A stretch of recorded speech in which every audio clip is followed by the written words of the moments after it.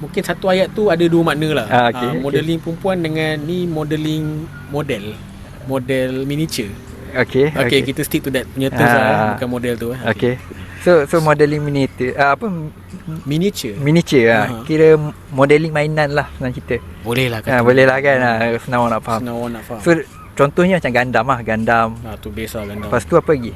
Gundam basically aku start kat situ lah. And then aku go to ada miniature punya model. Aku try buat macam spaceship ke. Buat kapal, model kapal terbang, model kereta kebal, model kereta. Just anything, just try je lah. Dia dengan modeling miniature ni dengan susah betul nak sebut. Dengan diecast ni lain tak? Yang kerja sekarang ni actually tak, masa aku yang kau side job kau ni side job dengan, yang kau ambil commission lah. Kau kan cakap buat modeling tu kan. Dia dengan diecast sama tak?